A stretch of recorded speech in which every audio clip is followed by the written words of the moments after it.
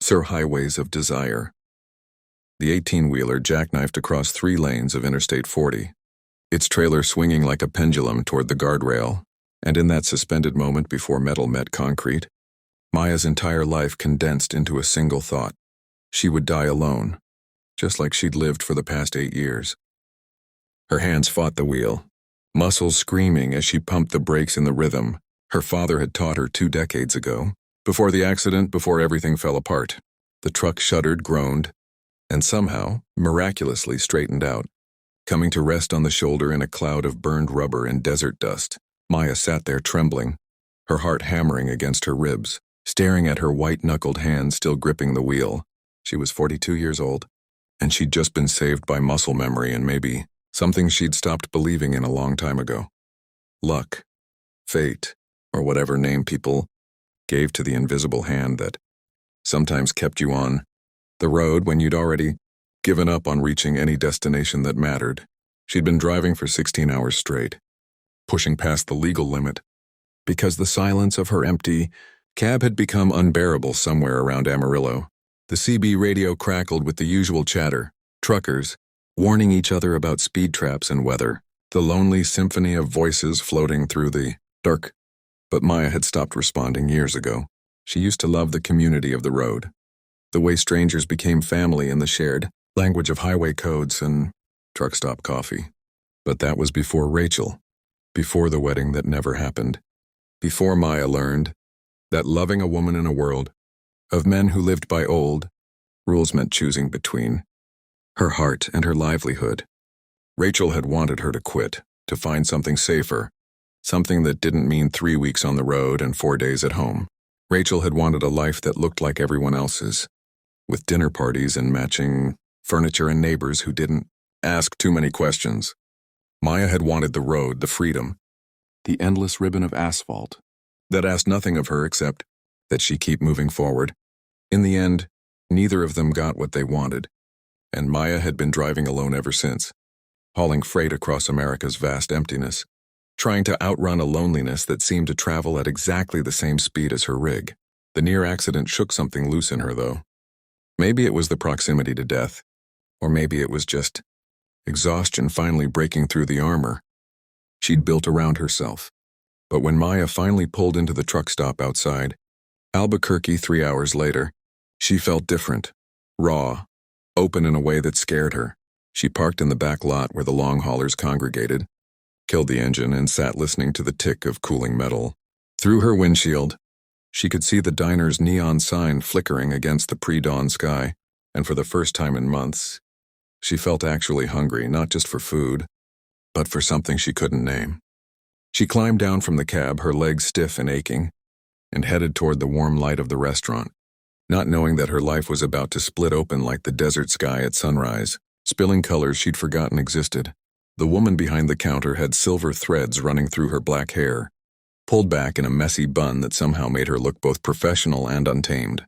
She was probably in her late 30s, with laugh lines around, her eyes that suggested a life that had been hard but not crushing, difficult but not defeating. She looked up when Maya walked in, and something passed between them, not attraction exactly, not yet but recognition. The way soldiers from the same war might acknowledge each other without words. Maya slid onto a stool at the counter, suddenly self-conscious about her grease-stained hands and the fact that she probably smelled like diesel and exhaustion.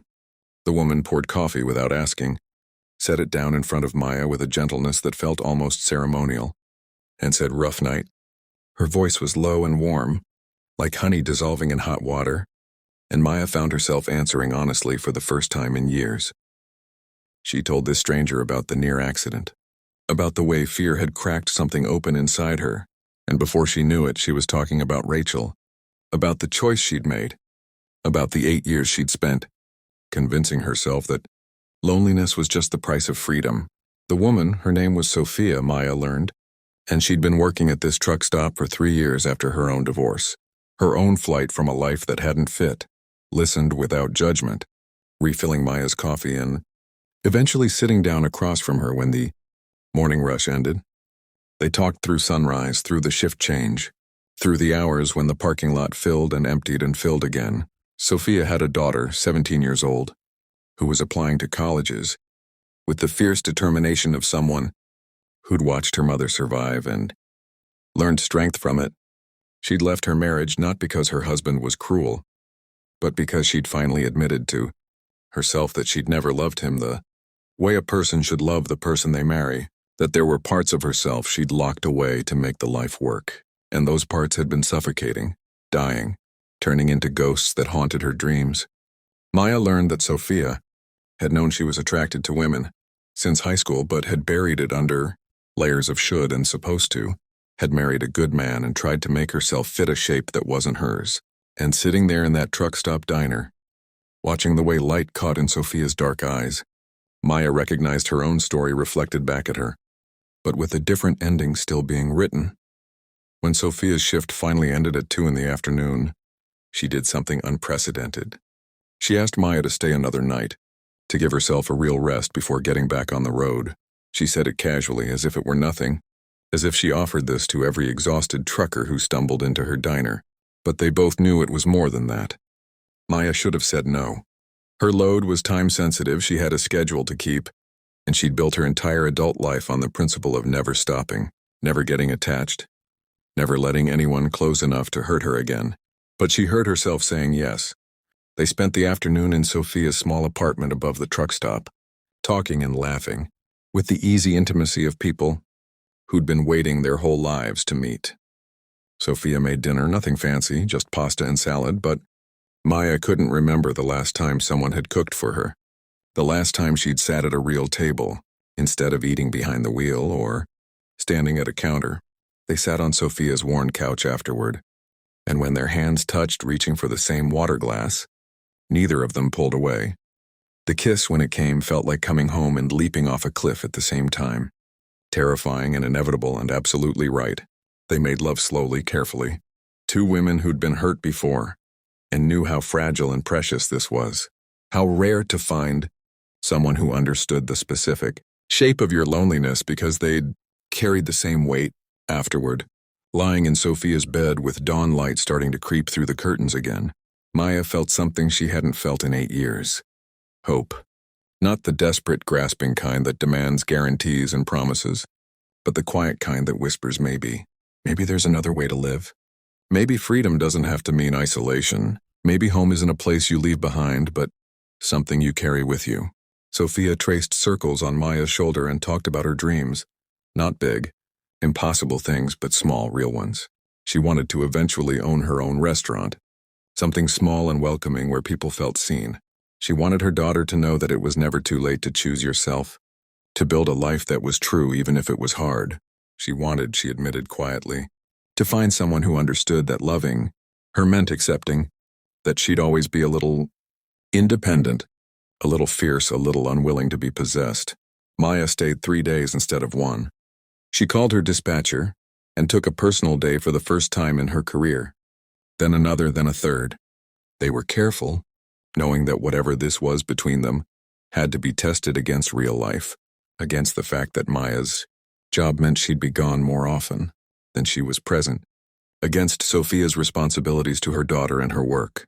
But they also knew they'd stumbled onto something authentic, and neither of them was willing to walk away without at least trying to see where it could go. On the 4th morning, Maya finally had to leave. She had a load waiting in Los Angeles and a schedule she couldn't ignore any longer. They stood by her truck in the early morning cold, and Maya felt her old panic rising. This was where it would end.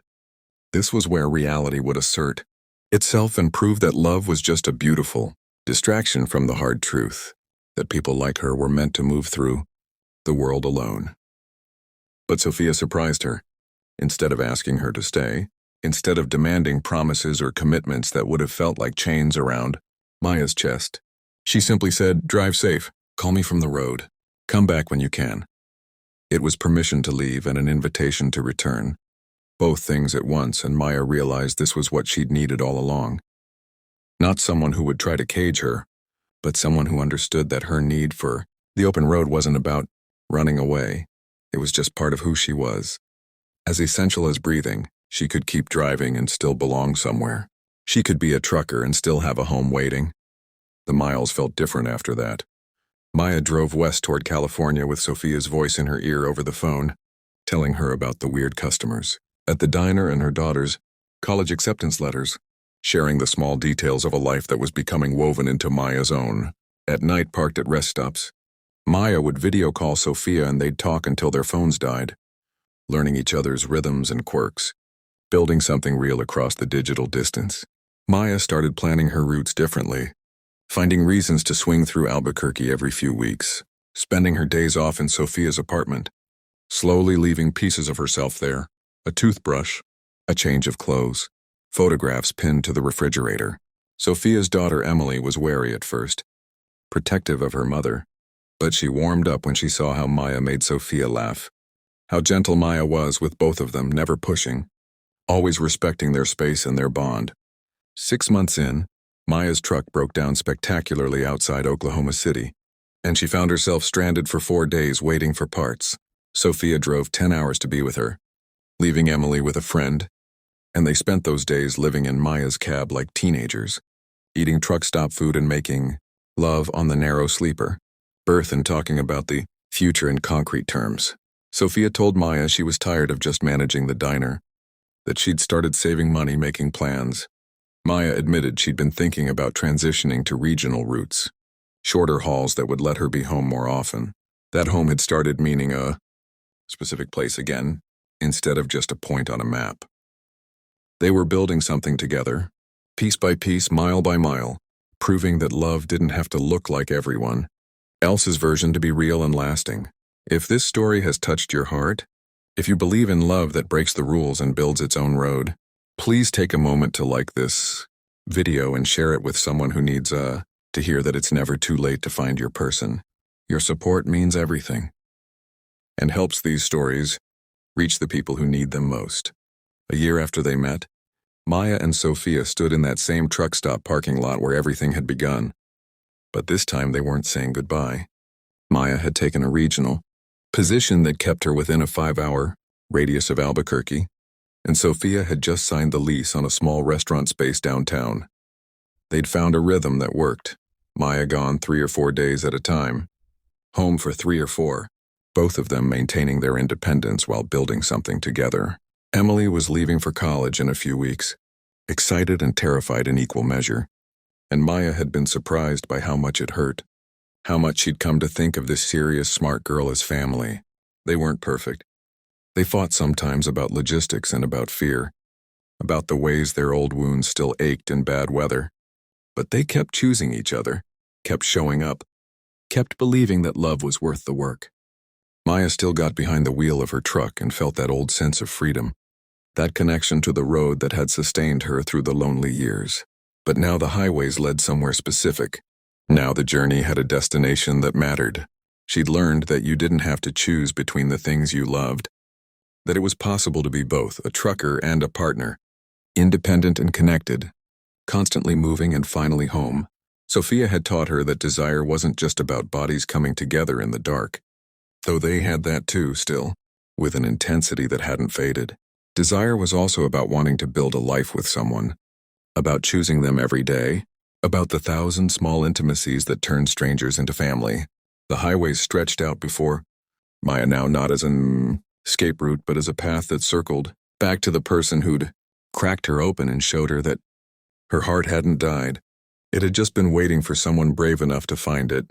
Before we reach the end of Maya and Sofia's story, I want to ask you something special.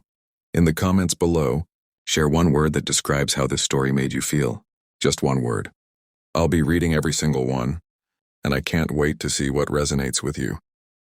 Standing in the parking lot that day, Sofia's hand in hers, Maya thought about the 18-wheeler that had almost killed her, about the moment when she'd thought she'd die alone. She understood now that she'd needed to come that close to losing everything to finally be ready to risk everything. Love required courage, not the kind that made you fearless, but the kind that made you willing to be afraid and reach out anyway. She looked at Sofia, at this woman who'd served her coffee and seen straight through to the lonely truth of her, and felt gratitude so intense it was almost painful. They'd both been broken by life, bent by expectations and disappointments, But they'd found each other in the wreckage and decided to build something new from the pieces they had left. The road called to Maya still, would always call to her, that siren song of movement and possibility.